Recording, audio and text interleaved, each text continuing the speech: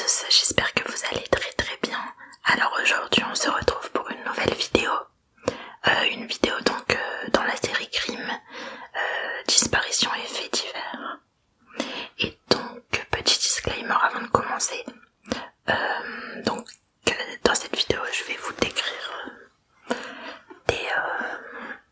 un cas de disparition irrésolu.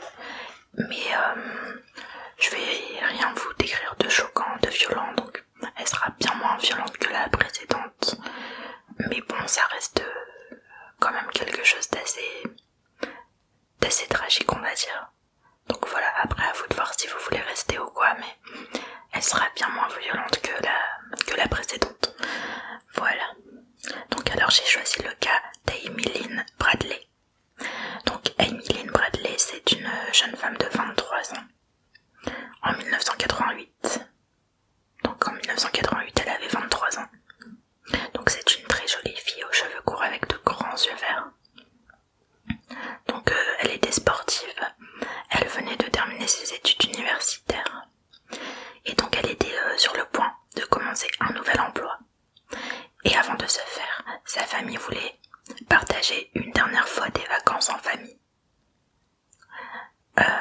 Donc Amy Lynn Bradley savait très bien nager. Elle était sauveteuse. Enfin, elle était maître nageur, je crois, ouais.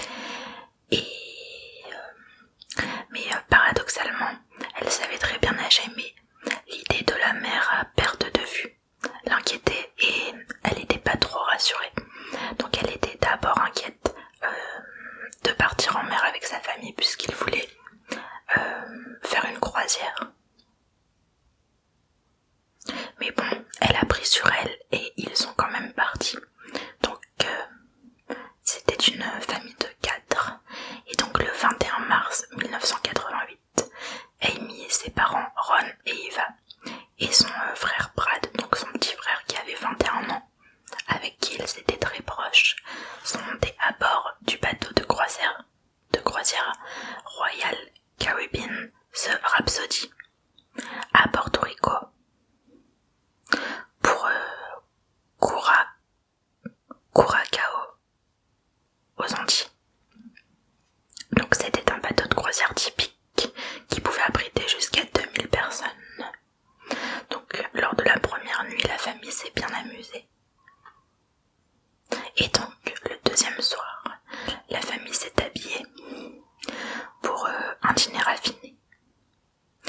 Je vous mettrai une photo de Brad et Amy, donc les frères et sœurs, qui a été prise par le photographe du bateau de croisière. Donc après le dîner, toute la famille s'est dirigée vers le pont supérieur du navire pour participer à une fête. À 1h du matin, les parents d'Amy se sont couchés et Amy et Brad se sont dirigés vers la boîte de nuit du navire. Alors déjà j'ai peut-être oublié de vous préciser qu'il y avait un des membres du staff d'animation qui avait demandé au père d'Amy si elle pouvait venir avec eux pour voilà traîner avec eux quoi. Et donc il avait demandé à sa fille et sa fille lui avait répondu non, je veux pas aller avec eux, fait give me the quips. En gros ils me font flipper quoi. Donc déjà voilà, elle les sentait pas trop. Donc alors une fois que les parents d'Amy et de Brad se sont couchés à 1h du mat, donc Amy et Brad sont allés tous les deux à la boîte de nuit du navire. À 3h30, Brad quitta le club et retourna dans leur chambre, laissant Amy s'amuser au club. Peu de temps après, Amy est retournée dans leur chambre et donc elle a fumé une cigarette je crois et les deux ont parlé un peu de leur projet pour le lendemain. Donc Brad il était crevé donc il s'est couché, laissant Amy seule sur le balcon. Le père d'Amy s'est réveillé quelque temps avant le lever du soleil et a brièvement vu Amy assise sur le balcon alors que sa chambre était en fait je crois que c'était des chambres qui étaient à l'intérieur en fait, c'était une espèce de cour intérieure sur le bateau et ils étaient face à face et donc ils pouvaient se voir. Et donc il a vu Amy quoi au lever du soleil, donc rien de bien alarmant. Et donc quand il s'est réveillé quelques temps plus tard vers 6h du matin, il a remarqué qu'Amy n'était plus assise sur le balcon. Donc il s'est levé et il est allé dans la chambre d'Amy et Brad. Donc Brad était endormi mais il n'y avait pas Amy. Et donc il a remarqué que les chaussures d'Amy étaient toujours dans la pièce, mais pas ses cigarettes ou son briquet. Donc, pensant que Amy était debout et toujours présente sur le navire quelque part, Ron est parti pour aller la chercher. Donc la famille a demandé à l'équipage de faire une annonce auprès de tous les passagers pour rechercher Amy sur le bateau. Vous savez, comme dans les supermarchés quand on perd un enfant ou quoi. Mais l'équipage a refusé parce qu'il ne voulait pas inquiéter les passagers et créer un mouvement de panique. Donc ils n'ont pas du tout été coopératifs. Donc après avoir supplié les responsables du navire de ne laisser descendre aucun passager pour que si jamais Amy avait été capturée dans une cabine, et pour qu'elle ne puisse pas sortir du bateau quoi. Parce qu'après c'est beaucoup plus compliqué pour la retrouver quoi. Et donc l'équipage a refusé et il s'est amarré à Curacao. J'arrive jamais à retenir le nom. Donc ils se sont amarrés parce qu'ils ont dit qu'ils pouvaient pas changer les plans pour juste une fille, comme si c'était juste une fille quoi, et que ça importait peu. On parle quand même d'une disparition quoi. Donc alors après que la famille ait lourdement insisté auprès de les responsables du navire ont mené leur propre fouille. Donc ils ont dit avoir cherché toutes les cabines, les toilettes de chaque cabine, le restaurant, les parties communes, les toilettes des parties communes, etc. Et ils n'ont rien trouvé. Donc ils ont dit à la famille qu'ils ne pouvaient changer le calendrier, qu'ils devaient le respecter. Et donc ils ont conseillé à la famille de rester sur l'île de Curacao parce que si jamais elle avait été débarquée là, ils avaient beaucoup plus de chances de la trouver à cet endroit. Donc la famille a longuement réfléchi. Ils se sont demandé si ils avaient plus de chances de retrouver Amy à Curacao ou s'ils avaient plus de chances de la retrouver sur le ferry. Mais ils ont finalement décidé donc de rester à Curacao. Ils ont contacté l'ambassade américaine pour obtenir de l'aide. Donc le FBI s'est impliqué. Et donc ils ont appelé la famille d'Amy et ils les ont informés qu'une recherche approfondie n'avait pas du tout été effectuée par les membres de l'équipage et qu'en fait ils avaient juste cherché les parties communes et ils n'avaient pas du tout été dans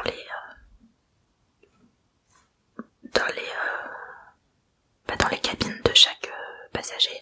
Donc en gros voilà, ils se sont vraiment pas emmerdés. Donc le FBI et sa famille se sont ensuite envolés pour retrouver au prochain stop le bateau. Et donc pour remonter sur le bateau et enquêter. Et donc une fois arrivés sur le quai pour embarquer à nouveau sur le bateau, donc la famille d'Amy et le FBI se font accueillir par un homme qui se dit être le chef de l'équipage. Alors qu'en fait c'était un avocat, il était là pour protéger en fait la compagnie puisqu'ils avaient merdé et qu'ils se sont dit que des ennuis arrivaient pour eux. Donc suite à ça, un promoteur de vidéos de la croisière a donné au FBI les images qu'il avait prises à la discothèque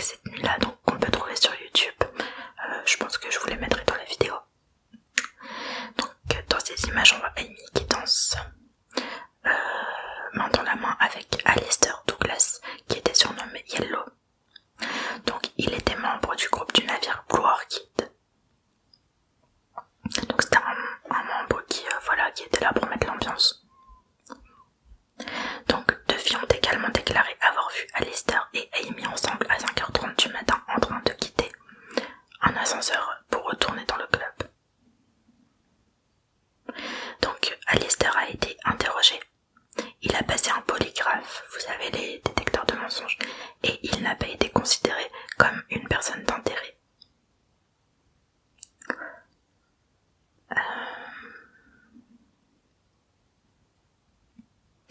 Mais donc après avoir visionné cet interrogatoire, donc Brad, le frère d'Amy, s'est souvenu d'une étrange rencontre avec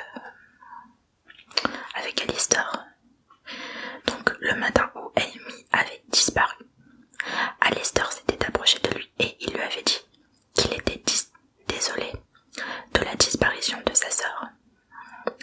Et donc Brad a commencé à se demander comment Yellow, aussi dit donc Alistair, aurait su qu'Amy était portée disparue, car sa disparition n'avait pas encore été rendue publique à ce moment-là. La mère d'Amy s'est également souvenue d'un étrange événement qui s'était produit pendant le dîner le soir de sa disparition. Ah oui, alors ça c'est vraiment très étrange. Donc le photographe de croisière avait pris des photos de tous les clients, puis les a mis en vente à l'extérieur du restaurant. Donc vous savez, c'est quand on fait des croisières, il y a souvent ça, il y a les photos avec le capitaine, etc. Où tout le monde est habillé assez classe. Et donc il y avait les photos de tout le monde, il y avait les photos de la famille, mais toutes les photos qui avaient été prises d'Amy avaient disparu, elles étaient toutes absentes du tableau. Et donc le photographe a dit à la famille par la suite qu'il se souvenait précisément avoir imprimé ces photos. Mais à ce jour, on ne sait pas qui a pris ces photos ni pourquoi elles manquaient. Donc ça c'est bizarre, c'est comme si on avait pris ces photos pour les mettre. Vous allez voir les pistes que je vais évoquer par la suite, mais c'est comme si on avait pris les photos pour les soumettre à quelqu'un, quoi. Donc alors, l'enquête du FBI sur le navire n'a conduit à aucune arrestation. Et le navire a fini par accoster et laisser tout le monde partir. Brad et Ron, donc le frère et le père de Amy, sont retournés à Curacao pour chercher Amy à plusieurs reprises, mais sans succès.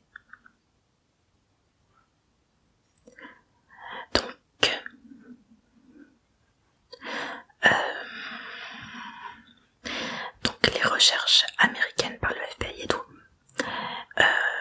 ont fait une spéciale sur Amy qui a mené à de nouvelles pistes. Donc je crois qu'ils ont fait un flash spécial disparition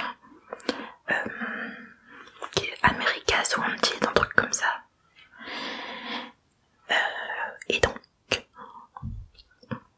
en août 1998, donc 5 mois après la disparition d'Amy, l'ingénieur en informatique canadien David Carmichael était sur la plage de Curacao. Et donc là, il a aperçu une fille qui marchait côte à côte avec deux hommes très coriaces, donc très baraqués. Elle avait l'air effrayée, comme si elle était sur le point de dire quelque chose, quand l'un des gars lui a fait signe de s'éloigner. Donc l'un des gars a fait signe à David Carmichael de s'éloigner. Et il lui a lancé un regard menaçant, donc en gros ça avait pas l'air d'être des mecs clean, quoi.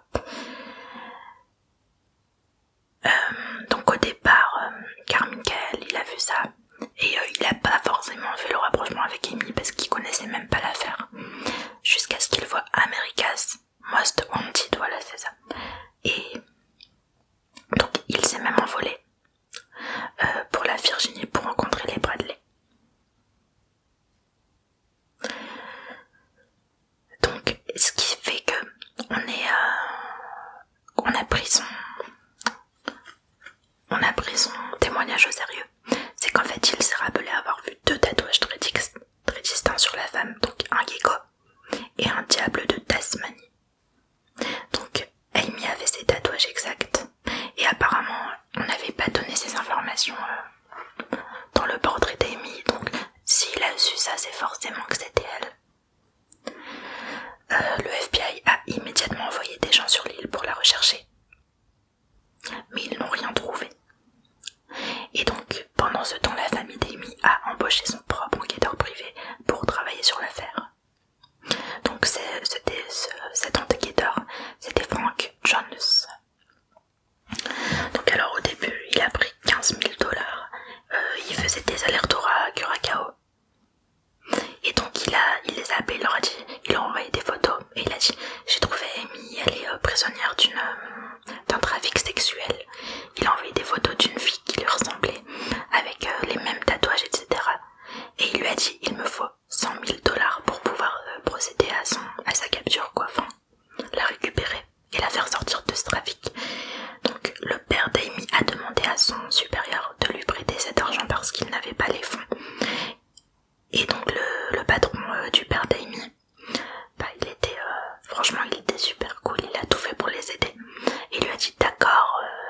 vais te les donner, mais avant ça je vais voir si l'affaire est réglo et si voilà, il sentait peut-être un peu l'embrouille.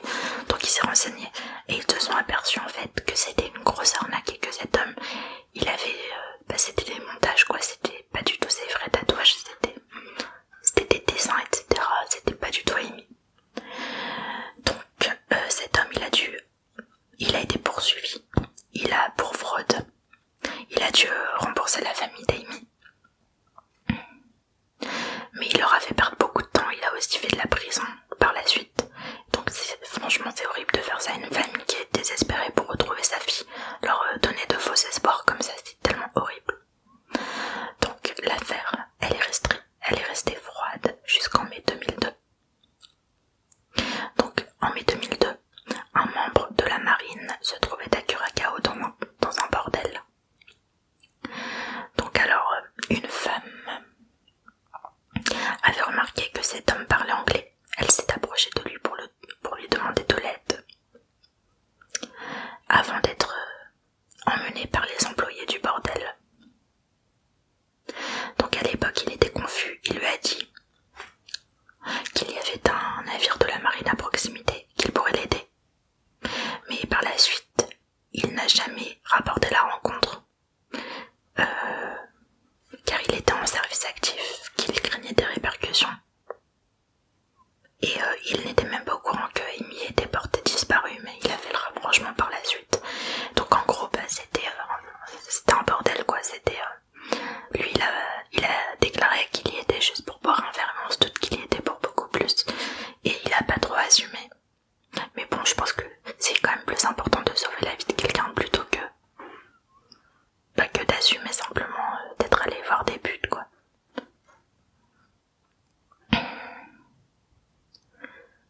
Et donc au moment où il a rapporté l'observation, ce qu'il a fait des années plus tard, lorsqu'on a voulu intervenir, le bordel avait été entièrement brûlé, il n'y avait plus rien.